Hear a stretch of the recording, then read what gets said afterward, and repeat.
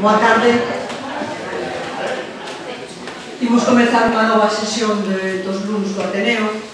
En este caso, é unha sesión que igual ia mellor se a tiveramos feito a semana pasada, o luns pasado, por aquilo que está máis próximo ao 8 de marzo, ao Día da Muller, pero de todas maneiras, como pensamos que o Día da Muller son todos os días do ano, pois parecenos que hoxe é un día estupendo para o tema que nos trae. A conferencia de hoxe vai na impartir a profesora Rosa Cal, e sabedes que o título é Aurora, unha muller cun proxecto vital, Hildegard. Rosa Cal é docente, unha docente a tempo completo, unha muller que empezou sendo a primeira mestra máis nova de España, que depois continuou estudando, fixo pedagogía, fixo ciencias da información, acabou sendo profesora de ciencias da información na Facultade de Ciencias da Información da Complutense, da Universidade Complutense de Madrid, e a parte de docente é unha investigadora a tempo completo e total. Se entrades no seu currículum en internet, de verdad que vos deixa apabullados, porque é unha investigadora que toca tantísimos campos, tantos, que se fai difícil sintetizar onde rematar. A pesar de desenvolver a súa vida laboral mayoritaria, a maior parte en Madrid, ela sigue en contacto con Galicia, igual que Aurora Rodríguez Carballeira, e mantén o contacto con Galicia permanentemente, igual que agora viaxa de Ferrol a Madrid, de Madrid a Ferrol, pois así fixo ao longo da vida e así foi facendo estudios e investigacións tanto relativas ao Estado español como relativas a Galicia. Se tuviéramos que citar investigación, algúns temas, por decirlo así, pois podíamos falar de xornalismo en todas as súas facetas, xornalismo, por exemplo, escolar, o xornalismo dirixido aos rapaces, o xornalismo que escriben os rapaces nas revistas escolares, xornalismo relacionado cos voceiros das asociacións de veciños, cos voceiros das asociacións culturais, todo o que é información institucional, ten tamén bastante investigación sobre inmigración, sobre turismo como a mellor propaganda do Estado. Ten un aspecto moi interesante para traballar eses anos do franquismo que rondan por aí polos 60 e por aí. O tema de Aurora Rodríguez Carballeira e de Hildegard é algo no que ela ten afondado moito, é a persona que máis sabe en relación a este tema. De feito, ese é este libro que tedes aquí, A mí no me doblega nada, Aurora Rodríguez, su vida e su obra, Hildegard. E aparte deso, dela é tamén a entrada de Hildegard que hai no álbum de mulleres do Museo da Cultura Galega. Sabedes que o álbum de mulleres do Museo da Cultura é un lugar de referencia cando se vai a buscar as mulleres que teñen destacado en calquer ámbito do saber. E tamén son de referencia as persoas que elaboran esas biografías, eses estudios. Entón, por eso, Rosa é a persona máis indicada para estar aquí. En decembro do ano 2014, justamente en decembro do ano pasado, se cumplían o centenario do nacemento de Hildegard, que nacera en 1914, e entonces o Ateneo Ferrolán organizou un congreso acerca de Hildegard. Tamén organizou unha exposición que neste momento podedes ver na Facultade de Historia, no segundo piso da Facultade de Historia, no claustro. É unha exposición moi interesante, eu animo-vos a que lle fagades unha visita.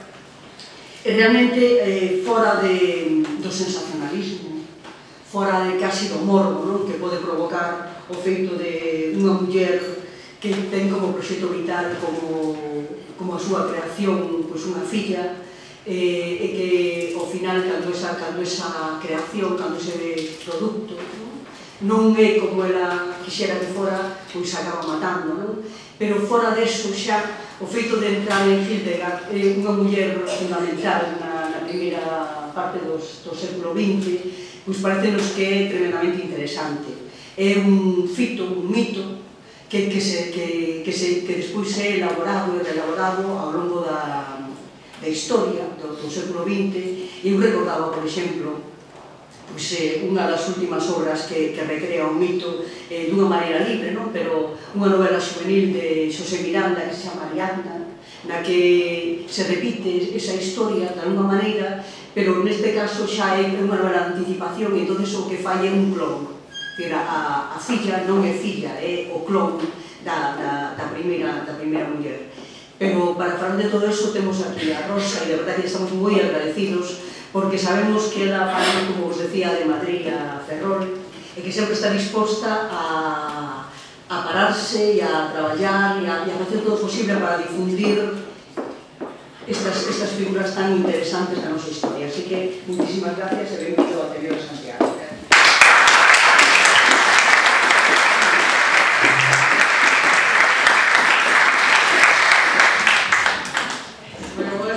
Boas noites e moitas gracias a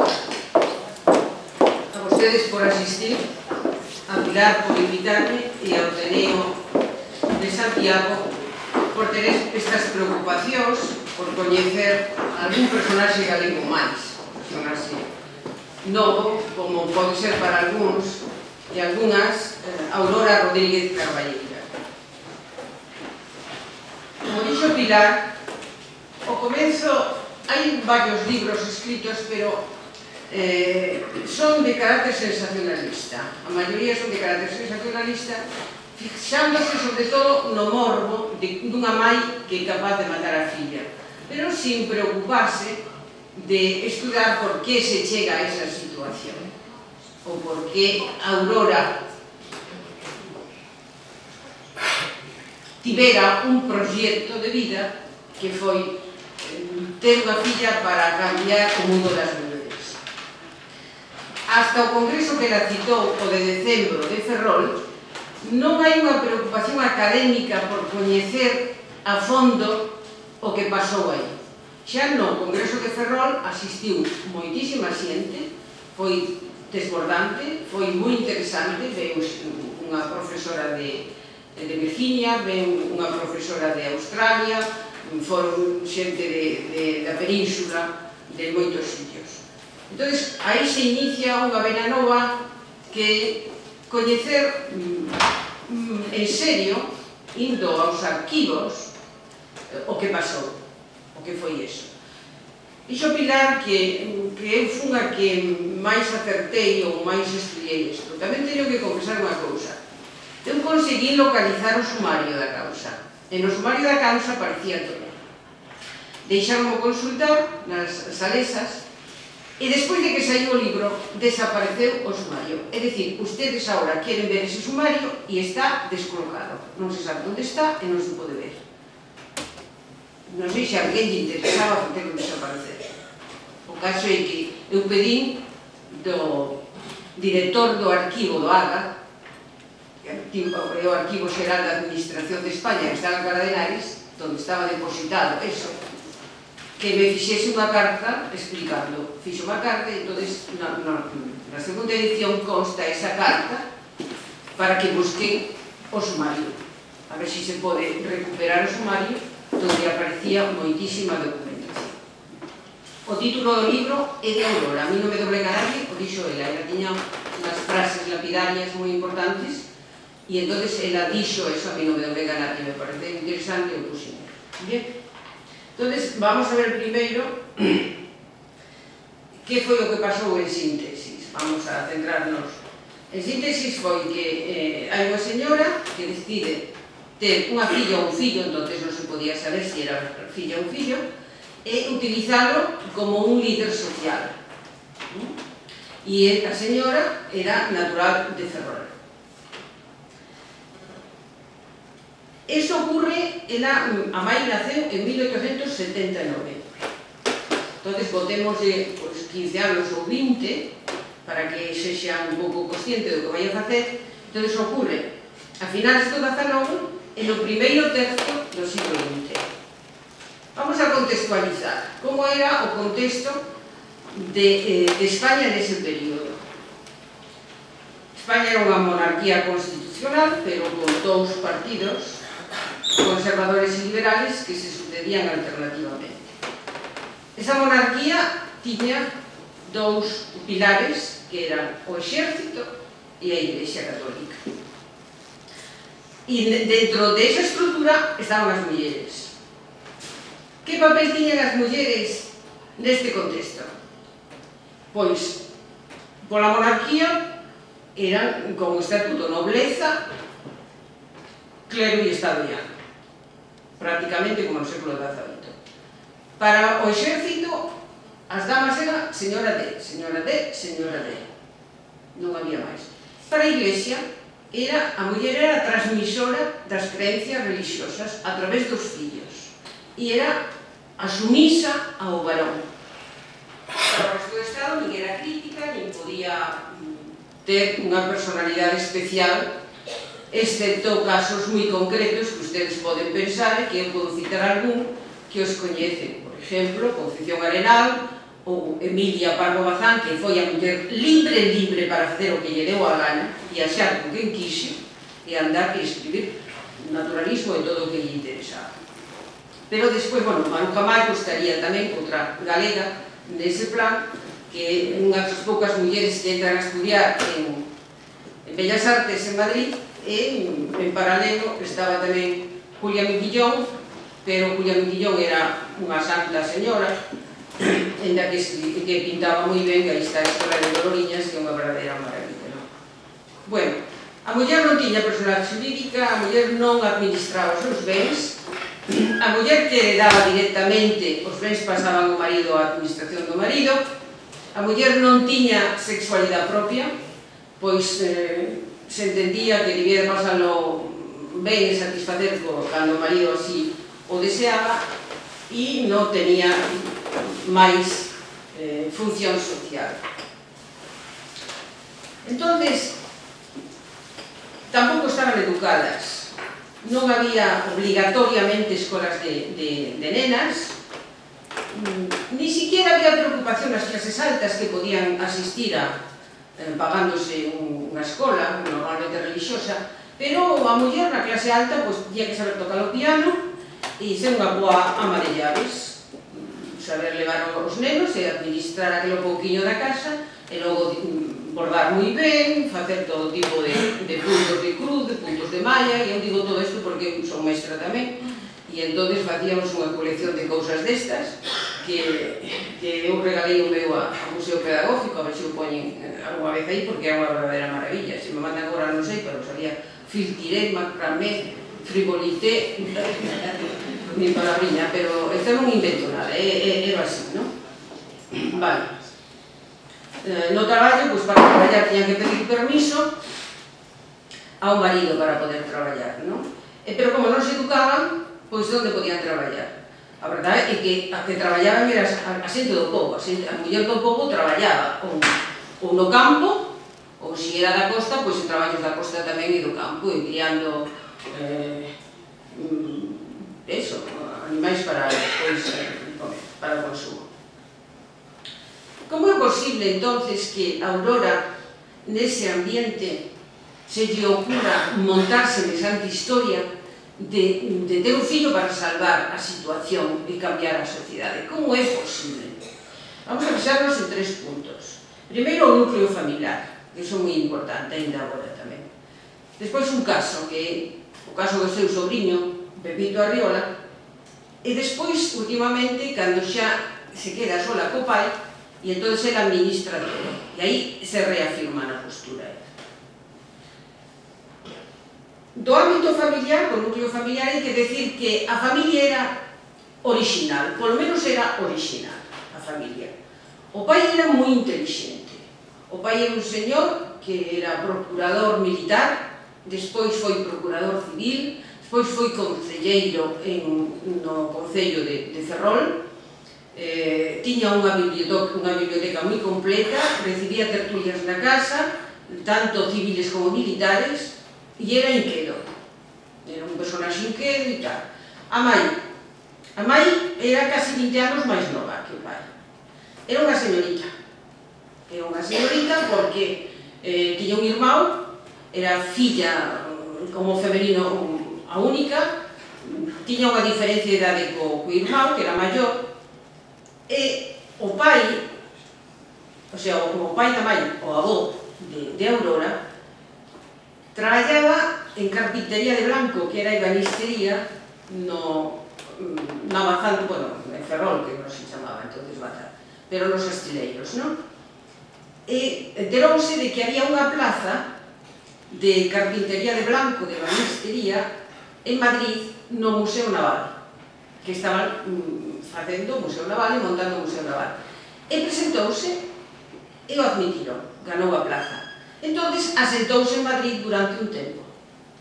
E ali foi donde a filla del, que vai a ser a mãe de Aurora, pois aprende piano, ela tocaba moi ben o piano, pero tamén fai magisterio, pero nunca exerciu.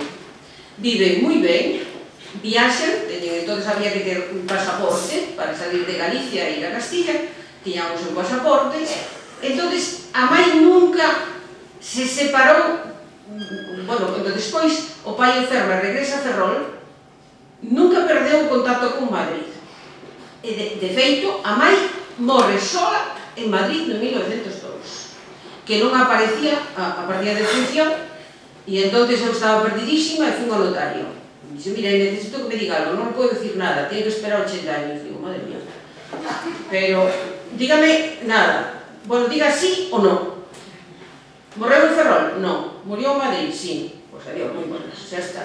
Agora xa é cuestión. E entón encontrei a partida de función. Morreu a mãe sola en Madrid en 1902. O sea, aí hai outra historia. Aí hai outra historia da mãe tamén. Mãe, tuveron varios fillos. Ela non se ocupaba dos fillos, tiñan ser como...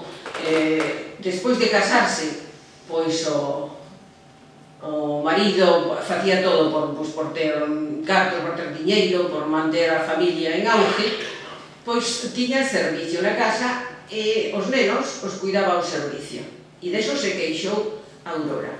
Aurora queixou de que a mãe non lle facía caso e de que era a servidumbre a que se ocupaba deles. E que a mãe tocaba piano e se ocupaba de outras cousas e viaxaba, claro.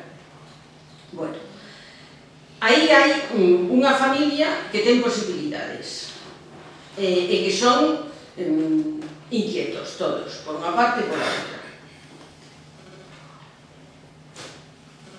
Agora ven o caso de Pepito Arriola. Aurora tiña unha irmá maior, se chamaba Josefina. Era todo o contrario dela. Aurora era moi de casa, tamén lle gustaba moito tocar o piano, pero Josefina, pois, parece ser que lle gustaba moito vivir a vida, pasalo ben, e nestas, pois, quedou embarazada. Que dicen que quedou embarazada do que tamén era amante da mãe, porque a mãe despois, como se lle levaba 20 anos, debeu de cansar un pouco, e iba buscando outras cousas. Bueno, queda embarazada, ten un fillo que deu a luz en Betanzos. Non deu a luz en Ferrol, senón que foi a Betanzos a dar a luz, e entón xa ten un neno, e o neno acolleu o avó. O avó acolleu e deu o apellido José Arriola. E quedou na casa e ela foise. Quedou na casa e ela volveu a ir. Iba para Madrid algunhas veces, tal. Aurora se ocupou do neno. Entón se encontra unha especie de moneco, pero moneco con vida. E entón enseñou o que sabía. E o que sabía era tocar o piano. E entón, todavía está a casa en Ferrol, frente do Ateneo, á esquerda, era un primer piso, tiña un balcón, e dicen que abrían o balcón no verán e que se escoitaba desde fora o piano como tocaba ela e o neno. O neno, con 4 anos, é un prodixio. Entón, Josefina, a ver que é un prodixio, volve a Ferrol e leva o neno. E deixou a Aurora sin o neno. Claro, a Aurora foi a que creou ese neno tan interesante. Non romperon, pero empezaron a levarse mal. O caso que a irmá leva o neno para Madrid, presenta o neno na corte, a reina María Cristina era moi amante, era austríaca, da música clásica, entón pareceu estupendo que o neno tocase aquelo, invita a que veña máis veces e a través da corte consíguelle unhas becas para Alemania. E entón xa, de Madrid a Alemania, de vez a Alemania, e que queda en Ferrol. Tercer paso. Pois en Ferrol ocurre que queda un irmão de Aurora, as outras nenas morreran, un irmão de Aurora que era alcohólico e que vivía da facenda que tiña o pai. Entonces, en dúas ocasións o pai mandouno para Cuba, pero ele pasaba por Canarias, debía pasar o barco, e xa quedaba en Canarias, cando gastaban os cartos, o encontraban e volvían para casa. O sea que últimamente fuera e listo. E depois de perder por Cuba ou por alá que non se supo máis de ele. Entonces, como xa estamos no 1910 ou por aí, a facenda vai mal, faltan cartos, entonces botaron a servidumbre que había na casa, que a Aurora de cuidar a casa e iso non era, eran outras cousas. Entonces botaron a servidumbre de casa e iban a comer a unha fonda que había en Ferrol, onde iban máis señores. Un deles era un cura. E o señor Arriola empezou a hablar co cura, a Aurora empezou a entrar, o cura era un reformador social, era castrense, da Marina. Era un reformador social, escribía obras de teatro, chegou a estrenar unha obra de teatro no Jofre, o puxeron moi mal, porque ademais un grego falando deso, sendo da Marina e levantando o pobo para conseguir mellorar, pois eso é para meterlo na cárcel. Total, que o castigaron, hai un... Cando eu conseguí mirar as follas de servicio dele, todas esas, pois había un castigo de xa Alfonso XIII, ustedes saben, en 1902, con 16 anos, Alfonso XIII xa é maior de edad. E entón, pois, xa é rei e o castiga e tal. Pero este é un personaje interesante. Penso que ela empezou a leer con este señor. Este señor lle debeu dicir que leera, que coa inmensa biblioteca que tiña o pai, e entón ela empeza a ler. E debe ter, pois, socialistas utópicos, porque chega un momento que, como ora leva ela a administración, pois ela sabe administrar ben os cartos e está ganando o diñeiro, ten superávit. Entón lle dice ao pai que por que non compra un terreno amplio para montar un falansterio. Falansterio era unha especie de comuna donde vivían allí con un régimen distinto, tratando de igual a todo o mundo. Bueno, o pai dixo, bueno, pero tenía que ser en Galicia. Dixo, non, Galicia non, que non me gustan os gallegos. Dixo, pois entonces, ela buscou en Alcalá de Henares. O pai dixo, non, Alcalá de Henares non. O pai era que tiña que firmar o cheque para pagar. Entonces, Alcalá de Henares non aceptou. E entón ela quedouse aí. O pai xa iba maior e o que fixo foi manterse acumulando dinero, aí iba ben, e hasta 1914. En xaneiro de 1914 morreu o pai. E agora fíxense, en decembro naceu a nena. Ela xa tiña todo programado, porque se ela quería unha cousa especial, non lle daba tempo. Entonces, claro, eu presento no libro un capítulo do señor este, con nombres e apellidos. Con nombres e apellidos. O indicio é que no sumario, pois cando entran ali, registran e poñen todo o que aparece, aparece un lápiz de ouro con unhas iniciales e unha data, e digo, pois, isto, e tiro por aí, e efectivamente, sale ese señor, non? Bueno, entón xa está, ela xa pode facer o que quere porque xa está sola, ten cartos, entón decide, e o calcula todo vai calculando, ela o pensa todo. Quere levar a cabo o seu proxecto vital, que é recuperar as mulleres. Pensa unirse con unha persona. Ela dice, nun momento, desas frases que ela soltaba, a mí nadie me hizo disfrutar de la cintura para abajo. Ela busca o que se chama un colaborador fisiológico. Porque entonces non había, como se chama, fecundación in vitro, porque senón xa tiña todo amañado aí. Que algo pensan, algo pensan, despois elas, nos libros e esos, pois pensan isto. Bueno, que busca ela?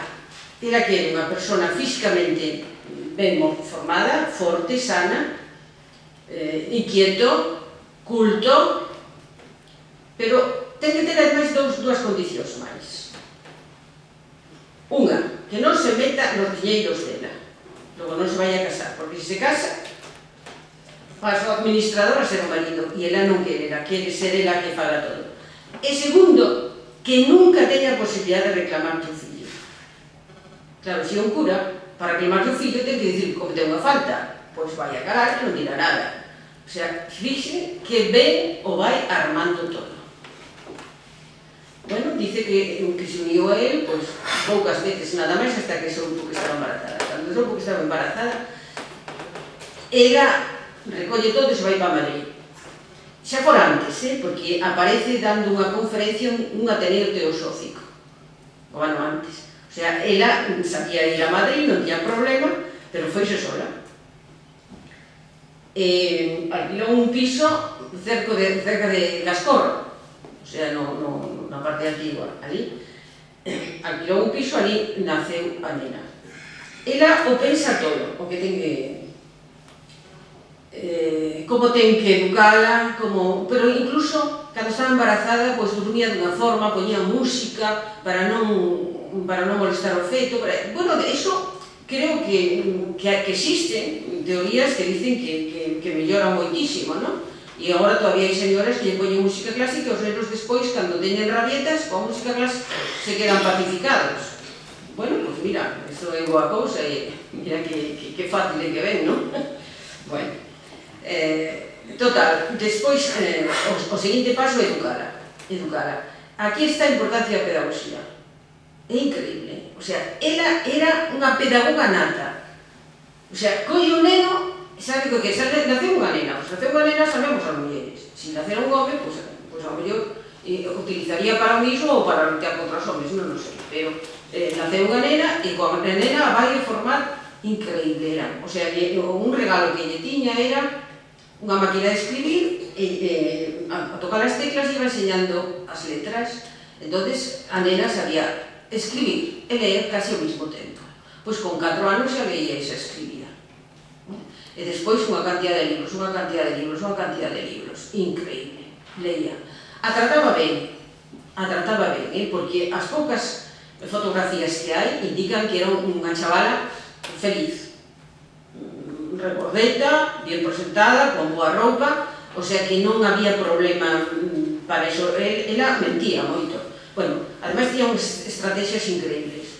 O sea, Aurora, primeiro, decía que estaba casada. Por qué? Porque durante un tempo o pai de Hildegard foi a velas hasta os 4 anos.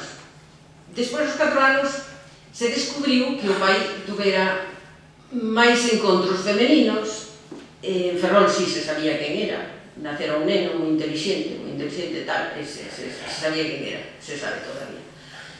Bueno, pois a Maito descortoulle, dixo que non era un personaxe de boas costumbres e que podía traer problemas a nena, entonces cortoulle as visitas. Pero a vez cambia de sitio, cambia de barrio, vai xa a Guindarera. O sea que de aquí pasou para a Guindarera, para lá. E entón ali chega xa como viuda. Xa é viuda, nadie ten que vela, e entón ela vai montando a historia sempre a historia. O caso que, claro, cando a chavala vai a entrar na escola, sabe todo. É unha chavala que fai 2 cursos nun, porque a mãe vive para iso, para enseñala. Con 16 ou 17 anos xa era licenciada en Dereito. Xa na casa recibía, tiña unhas, que eu poño aí unhas tarxetas, donde dice abogado. Hildegard Rodríguez Carballeira, abogado. E entonces empezou a estudiar medicina tamén. O expediente de abogado é vino, son unhas notas increíbles. Pero, agora, ela quere... A nena destaca en todos os sitios. A mãe vai sempre con ela. Outras veces entra na clase, outras veces se queda fora. Pero supoño que ela entraría de boa gana se o profesor era bon e se o que contaba lle interesaba, porque Aurora penso que hasta que comete a fatalidade, o asesinato, aprendía seguido e leía seguido. O sea, eran dúas en unha. De verdad, Aurora e Hildegard eran uña e carne, pero de verdad, hasta os 17 anos que tiña a rapaza.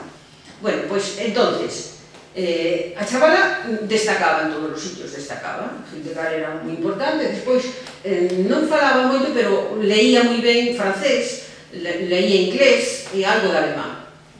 Entón, era un portento. E claro, onde iba era o máximo que había, non había outra cosa. Entón, a mãe dice, bueno, ahora hai que facela coñecer. A leva o Ateneo Cívico-Social, primeiro, para que de charlas. Despois, apunta, xa con 16 anos, as Xuventudes Socialistas, para dar mítines. Daba charlas, daba mítines, empeza a escribir nas revistas, empeza a escribir nos periódicos.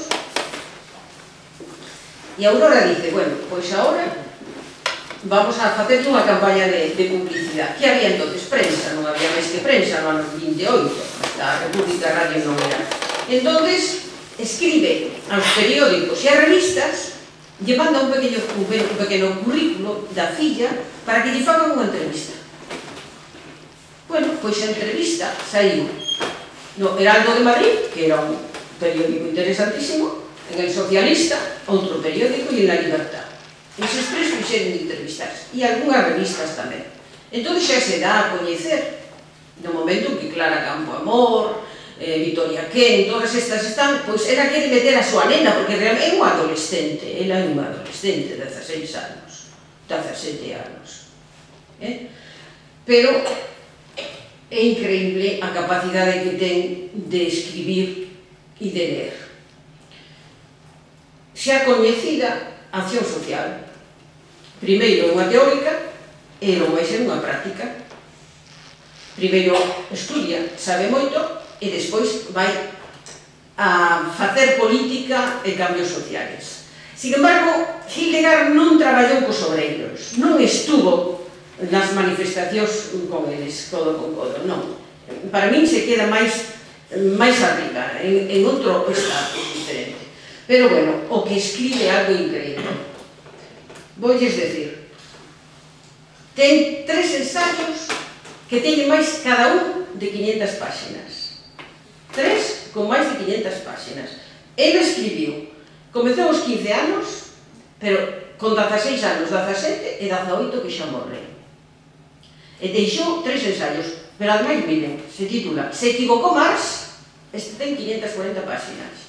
E unha cantidad de citas, eu estive entrevistando ao fillo da porteira da casa, que morreu en Moncloa, despois no barrio de Moncloa, últimamente, pois decía, es que mire, escribía e leía, pero con 2 libros a la vez. Claro, que facían citas deste libro, citas daquele libro, citas deste que iba metendo, que a cantidad de citas é increíble as que teñen. Bueno, uno se equivocó máis, outro, matulsismo e neomaltusismo, non, el decía maltusismo, decía, e neomaltusianismo.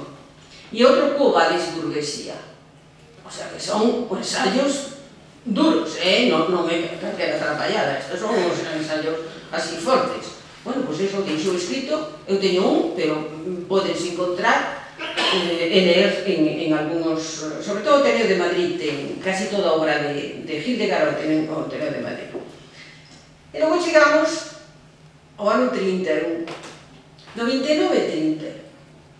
E 31, ela inclínase por escribir sobre sexo, para educar. Claro, unha muller que se ponga a escribir sobre sexo, é unha perdida, polo menos, pero claro, ela estaba estudiando medicina, e se amparaba en que estaba estudiando medicina. Entonces, nos anos 25, 26, 27, 28, hasta a Segunda Guerra Mundial, hai un movimento internacional de ligas de educación sexual e de control de la natalidad. Isto temos que contextualizalo noutro ambiente distinto. Se fixo a revolución industrial mecanicista que incorpora as máquinas á industria, sobran manos de obra, sobran homes, sobran personas. Entón, primeira solución que busca, fin do esclavismo. Hai que acabar co esclavismo, que desaparezcan os esclavos que nos están sobrando. En América, por exemplo, encheron un barco deles libertos e montaron Liberia en África. Os volveron a África e crearon Liberia para ali, artificialmente, que volveran a África.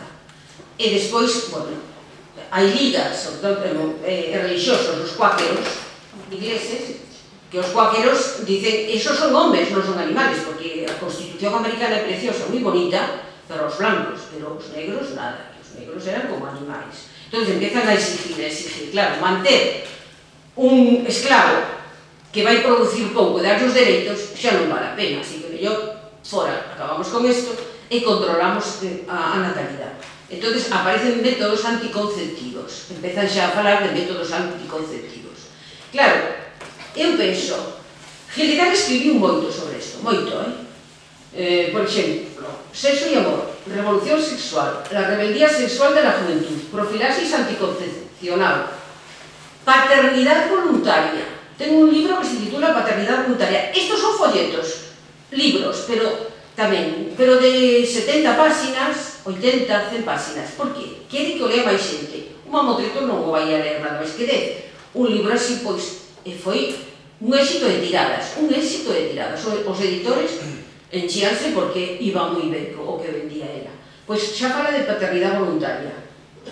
El problema sexual tratado por unha mujer española. Maternidade consciente. Fala de maternidade consciente. Claro, pero eu digo, esa rapaza tería realmente ela capacidade de saber o que estaba dicindo? Desde o punto de vista fisiológico sí que estaba preparada. Pero dese análisis, desde logo, si o tiña, era increíble, era un personaxe increíble.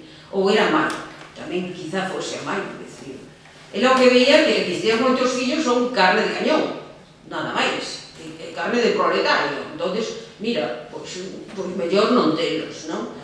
Esta Liga de Educación Sexual tiña sede en Nueva York, en Berlín, en Londres, e despois unha sede en Madrid.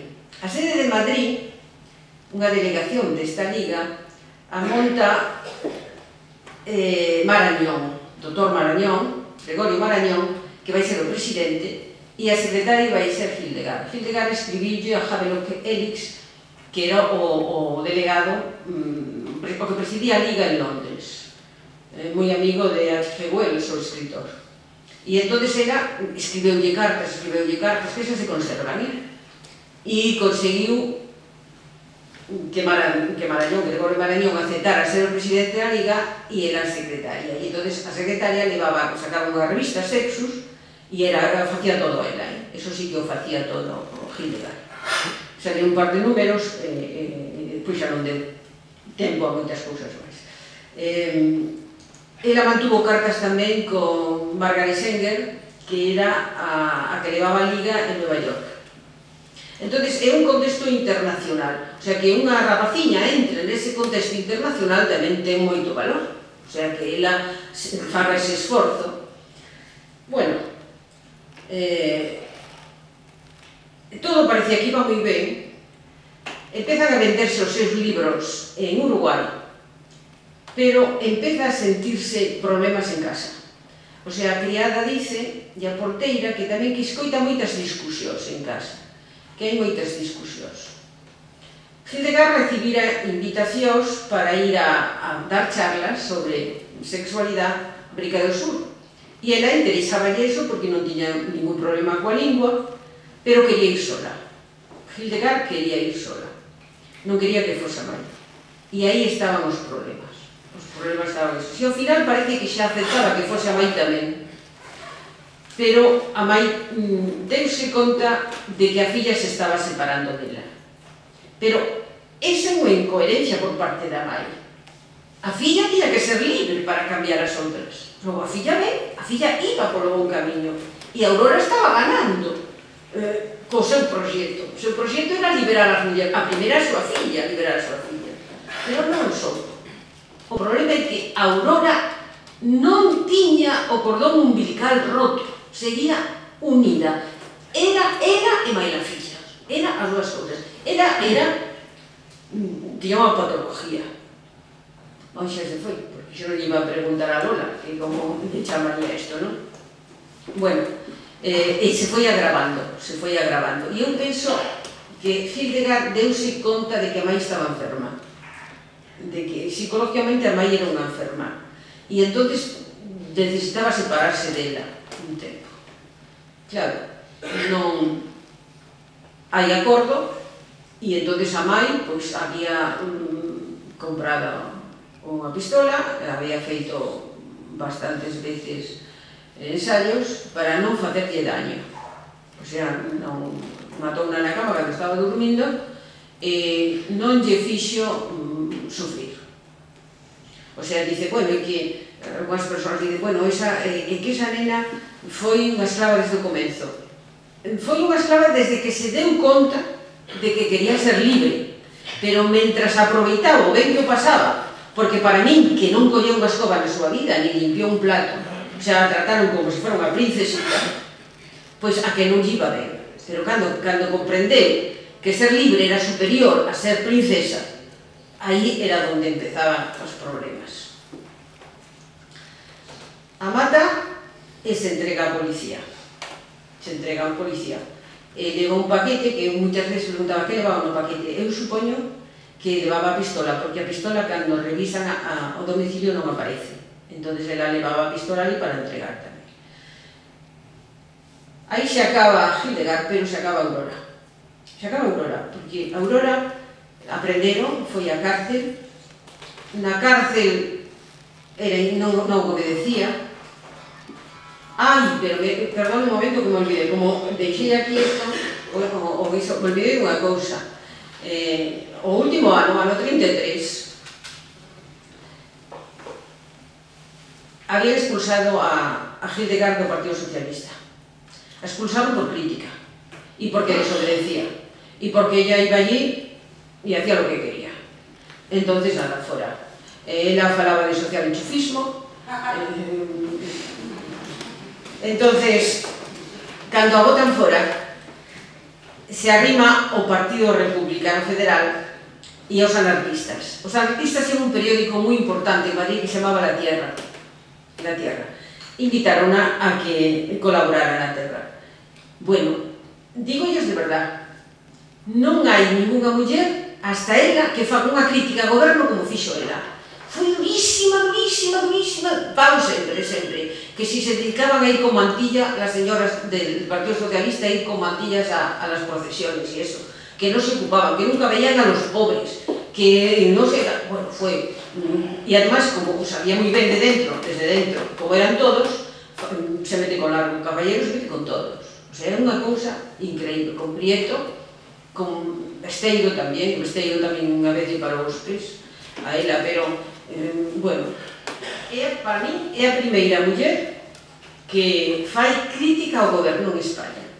O sea, temos mulleres corresponsales de guerra, Carmen de Burgos, ou a mesma Sofía Casanova, que se casou con el polaco, pero de crítica ao gobierno así non temos, e ela foi a primeira que fixo eso. O sea que primeira que escribe sobre sexualidade e primeira que fai crítica ao goberno.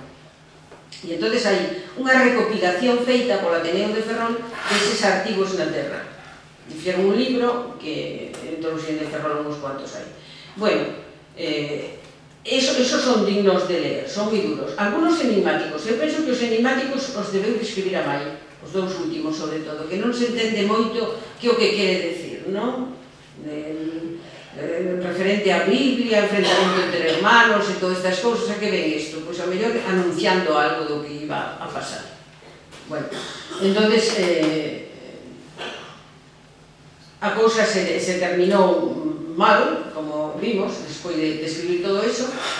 Ela acabase tamén, vai á cárcel, da cárcel é moi inquieta, levanta as personas, quere arreglar todo, cambiarlo todo, e entonces cando a xulga, el doctor Lafora quiere como vengarse, es decir, bueno, esta foi tamén progresista, se metió con la iglesia, que hay que dejarla, no está mal, no está, psicológicamente está bien, que quede en la cárcel, pero luego exige otras revisiones y los otros dicen que tiene un problema, la llevan a Cienpozuelos, al psiquiátrico de Cienpozuelos, e ali morreu en Cienpozuelos, ella. Eu coñecín, cando fixen o estudo, a un psiquiatra que a tratou. E me enseñou, que escribió? Escribió algo. Escribió uns textos aquí, uns poemas. Aquilo era unha infantilada. O sea, eran unhas cousas moi infantiles que non tiñan sentido ningún. Tiña muñecos de trapo, cuidaba os monecos. É dicir, ela xa non era nada. Ela estaba esperando, quedou cega, tamén con 50 tantos anos quedou cega, e despois morreu ali. Ao matar a filla, ela matouse a si mesma. E ora eu termino, pois, non sei, facendo unha reflexión en alto. Que pai non intenta modelar o fillo que ten? Todos temos, incluso que tías, non intentan algunhas veces cambiar os sobrinhos ou dicirlle, mira, eu sou enfermeira, pero tú vas a ser médico. Pois, claro, o que non pode ser unha patoloxía, unha idea fixa, que se non se fai eso, pois eu acabo coa idea que teño. Pero, por lo demais, pois, hai que respetar a obra que quedou e coñecela mellor e a enfermedade que tiña a mãe. E nada máis.